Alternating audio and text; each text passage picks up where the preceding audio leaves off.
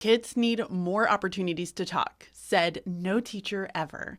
Actually, this teacher absolutely said it multiple times because collaboration and discussion is key to instruction. And it is key to helping students be able to learn, build connections, and also retain that information. So in this video, I'm going to share with you a very simple activity that you can do at the beginning of the year to help teach your students how to have collaborative discussions.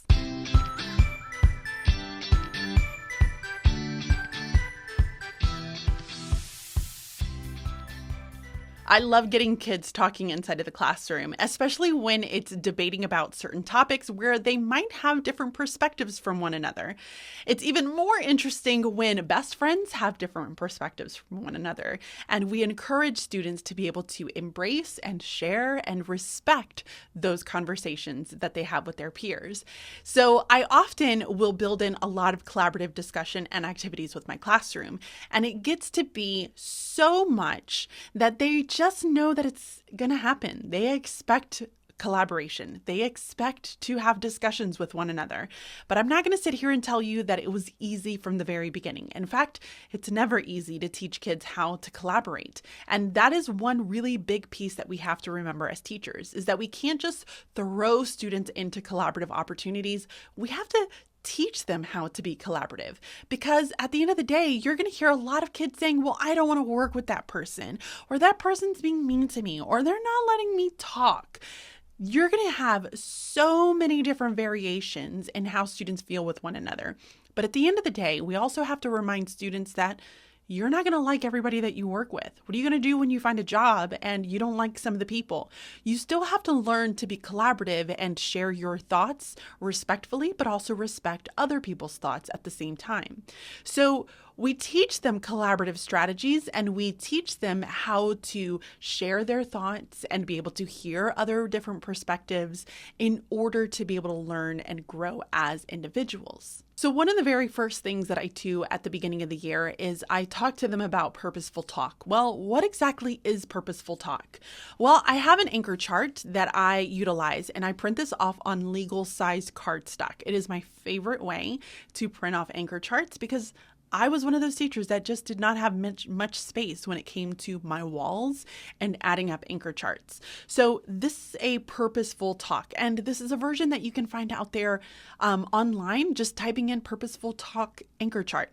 The only difference is that I made mine into a legal size paper. I also added in some points of discussion and some things that just not only would remind me, but also remind students what each of these bolded components means of what it's like to have purposeful talk. So we go through each of these pieces. We hear all voices from one another, and that means that we have to allow other people to talk, and that when somebody's not talking, we want to make sure we ask their opinion, because it's inviting others to share their perspectives and making others feel as though you do care genuinely about what they have to say. We also talk about saying something meaningful, making sure that it's on topic, making sure that we're not trying to be too silly, but we want to have discussions that are going to help us grow as individuals and be able to hear different perspectives. Practicing the slant, setting up, looking at the person, act like you care. Even if sometimes we don't really care, sometimes we gotta act like we care in order to build those relationships. We're gonna nod our heads in agreement, and then we're also gonna take turns talking. So this is often something that we practice a lot doing, especially at the beginning of the year. And I want students to be able to say, or to be able to sit in class and act like they care about what I'm saying. Hopefully they do, and they want to be able to learn and grow as individuals. But I want them to be looking at me. I want them to be listening with me. And that means nodding, reacting with their body language to what it is that I'm saying. And so we have to teach kids how to do that. And I explicitly model that in the very beginning of the year. The other pieces that we look at is listening with intent. And how do we go about listening with intent? So that's staying focused, staying involved with the process, thinking about maybe some key words or phrases, or asking for clarification when we need clarification. If sometimes they say a lot, either like I'm doing right now, I'm saying a lot in the video, you might have to rewind to be able to take in the information that I'm giving you. Or if we were in person, you might ask me to clarify a specific thought that I was talking about earlier. The other thing that we talk about is keeping the lines of thinking alive and also being flexible with your thinking, meaning that we want to hear many different perspectives, even when that perspective does not follow the ones of our own. But we want others to be able to share their perspectives, and we also want to make sure that we're not being closed-minded and that we have a growth mindset and understand, you know what, maybe my way isn't always the right way, and I should hear what other people have to say, ask questions and clarifications when I need to hear it, so that I can grow as an individual, because we all have a different walk in life, but we all have something to be able to share, and our value, we all have value in what we're going to add to the conversations. So this is the anchor chart that we go through. We talk about this together, and then we put them into groups to get them started on the activity. So the activity itself is one that is meant to be fun.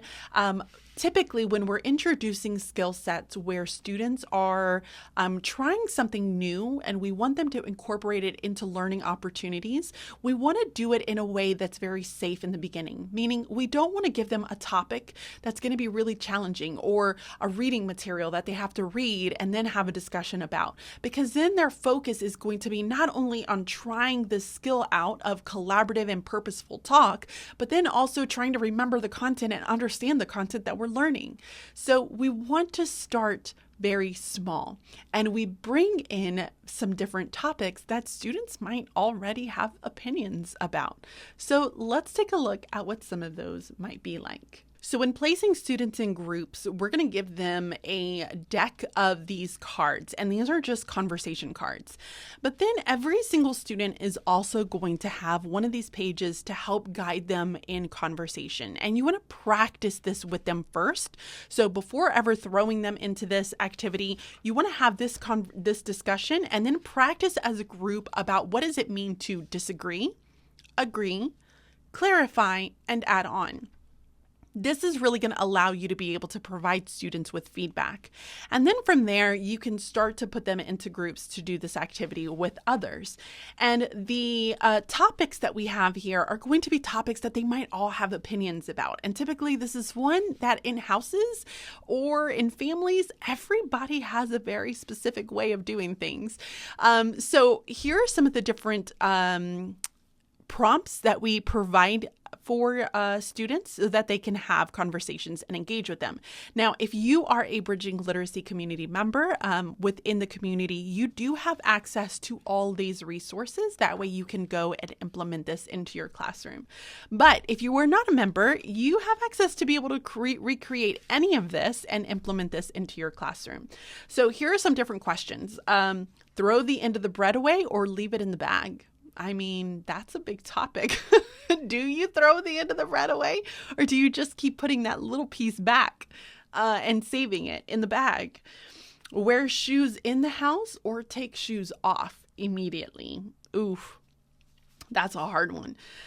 Shower in the morning or shower in the evening? That is a very debatable topic. Here's where we start to get really good. Should you open the entire bag of cereal, like all the open, or only open a small section of a cereal bag? Do your homework as soon as you get home or wait until later?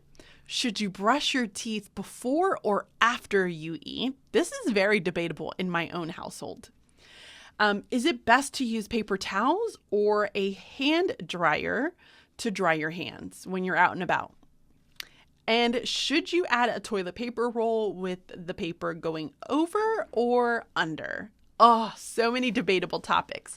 But do you see how these topics are very easy for students to be able to add their opinions? And they could provide their reasons why, and they're going to justify it. But then it allows students to be able to either clarify, add on to the topic, agree with that topic, or disagree.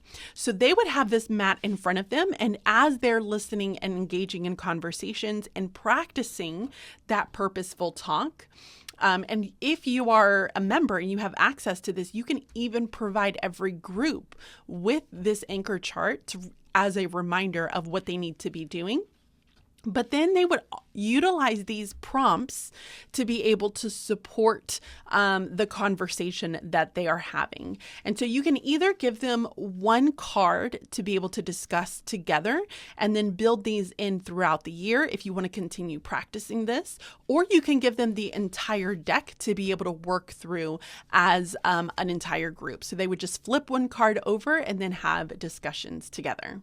I love this activity because it's a very safe way for students to gain that practice of using purposeful talk and utilizing sentence stems that are going to help them to be able to agree, disagree, and clarify or add on to the conversations. And you're going to notice that on this chart here, I don't provide them with a ton of different sentence stems. If you go too much or you give them too many of them, it's going to make it really hard for them to decide from. So stick with a few number of them. Even this might be a little bit too much if you're wanting them to be able to engage and find something to read with. You might want to start with something a lot smaller, maybe giving them 1 to 2 sentence stems and then blacking off the remainder of them. That way they're very purposeful and they know exactly which sentence stem that they're going to be utilizing. But this is a very safe and easy way to get students practicing how to have conversations with one another and discussing and sharing their thoughts with each other. I would love to know what your thoughts are on this activity. Collaboration is such an important component in instruction for me. It is near and dear to my heart. I believe that we do need to have students having more conversations in classrooms, especially when it comes to the learning that they're doing, because that makes it active. It's going to help them process that information, retain that information for the long run, and then also increase our student performance in the very end, which is what we want to be able to see from them. But too often we just give them something, they work independently, and everybody stays quiet. Classrooms should not be quiet. Classrooms are messy and they're loud and there is a lot of chatter because learning is messy. It is not linear. It's not straightforward. Everybody's experience is going to be a little bit different, and collaboration and discussion is really going to allow us to be able to process through our learning experiences so that we can grow as individuals. So thank you so much for watching this video. I would love to hear your thoughts. Remember, if you are a Bridging Literacy community member within my community for 3rd through 6th grade teachers, that you have access to all the resources that I have shared here with you. You can just go to the resource section within the community and you'll find it there. But thank you so much for watching this video. Be sure to give the video a thumbs up so that it can get shared out to many other teachers. Subscribe if you have not already and hit that notification bell so you can get notified when I upload a brand new video. Thanks so much for watching. See you next time. Bye.